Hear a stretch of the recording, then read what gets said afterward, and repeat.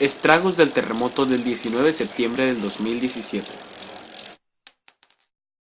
El pasado 19 de septiembre se registró un sismo que sacudió a la Ciudad de México y que dicen llegó a registrar hasta mayor intensidad que el terremoto del 85. Las consecuencias de este fenómeno van desde humanas como materiales hasta sociales. Y es que desde que esto sucedió se han estado dando diversas situaciones que nos han estado poniendo a pensar y reflexionar sobre cómo se encuentra nuestro México en diversas temáticas.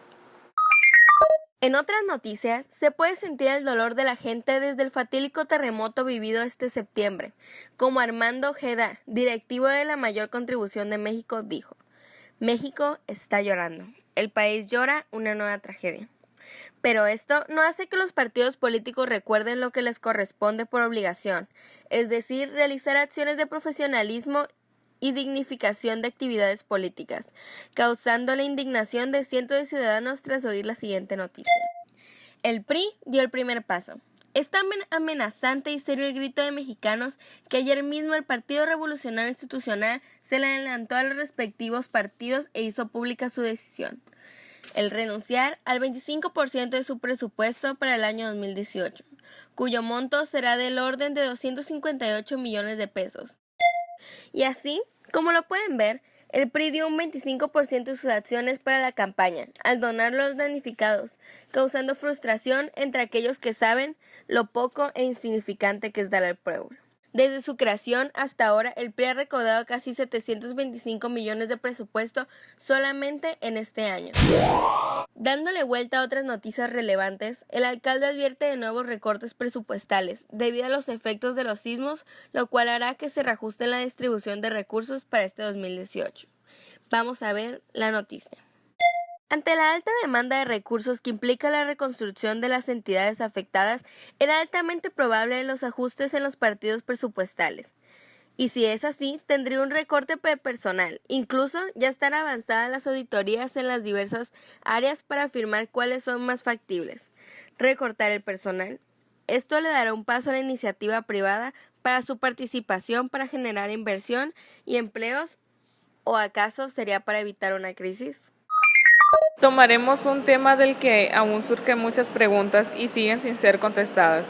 El sistema de justicia no puede apostar al olvido de lo que ha sucedido el pasado 19 de septiembre y las consecuencias que ha dejado.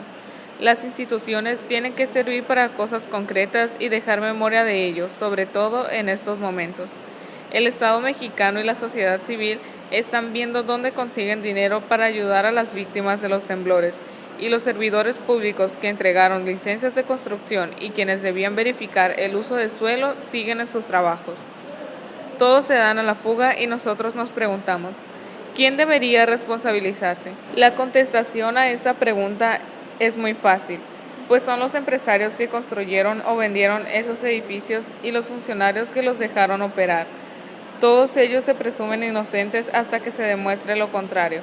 Esto claramente no significa que sea impedimento para que ya estuvieran rindiendo cuentas ante un juez penal.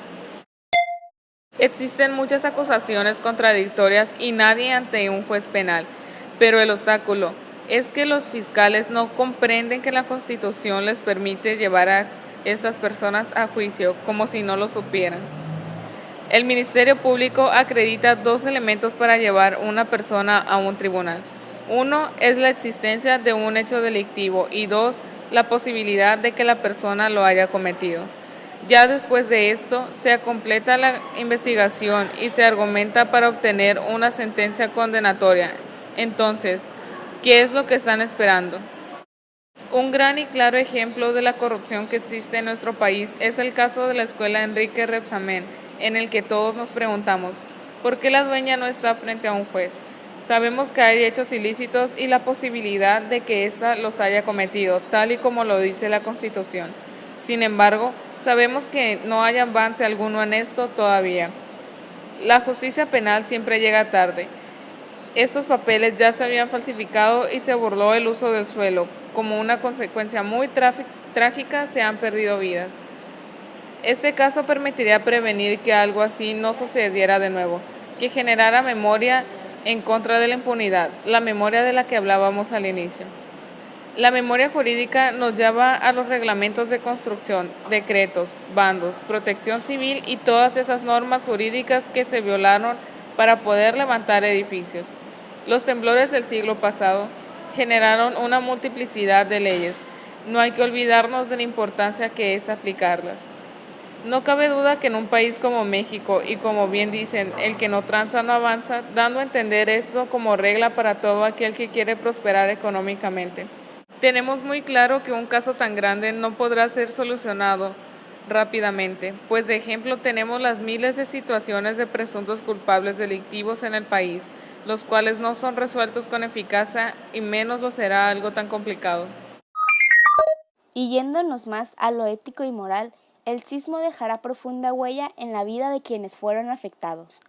Y una de las huellas más profundas es cómo afectará la vida pública en México. A lo largo de la historia hemos visto cómo los desastres naturales han influenciado los destinos de las naciones. Por ejemplo, la Revolución Francesa surgió después de una grave sequía. Oyéndonos a algo más actual, la Ciudad de México después del 85 sufrió una reconfiguración del poder. En este caso, se han visto escenarios después del sismo que antes no se veían.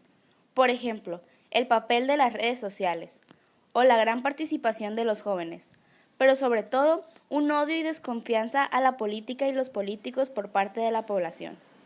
Aunque esto no es algo tan sorprendente, todos los días se ve corrupción, impunidad, malas decisiones y políticos sin cultura ni preparación. Pero nos han enseñado y hecho creer que hay que tener presente que la política es la forma de resolver los conflictos de manera pacífica. Pues exactamente por eso la cuestión es, ¿hacia dónde irá ahora la política? Hemos estado viendo las distintas problemáticas que surgieron después de este desastre. Y es que lo que está de fondo no es quién y cuánto dona o cómo se reprograman los recursos. Esto va más allá. Va hacia la funcionalidad del sistema de partidos, su relación con los ciudadanos y las decisiones públicas. Estamos a meses del proceso electoral y si el gobierno no responde de manera adecuada, el descontento de la población será mayor. Si nos ponemos a buscar cuáles son las alternativas en las elecciones ante el descontento, se podría decir que lo de siempre, es decir, irse por los partidos políticos tradicionales. Pero viendo la situación actual es poco probable. Entonces, ¿qué podemos hacer? ¿Que surjan nuevos liderazgos y ocupen espacios importantes en la toma de decisiones? Porque otra opción sería lo que ya hemos visto que sucede cuando se exige al gobierno un cambio, cuando se hacen movimientos sociales. Un ejemplo serían los movimientos estudiantiles como las marchas que se dieron en el 87 y que culminaron con la matanza de Tlatelolco, o la desaparición de los estudiantes de Ayotzinapa en el 2014, o demás movimientos contra el fraude electoral, privatización de pensiones o los movimientos contra las reformas energéticas, que pasan y solo queda ahí, no hay un cambio. Pero después de las causas que se vieron ante lo ocurrido, se vio al pueblo muy unido, y esto nos hace cuestionar, ¿podrá ser mayor el pueblo unido contra el gobierno?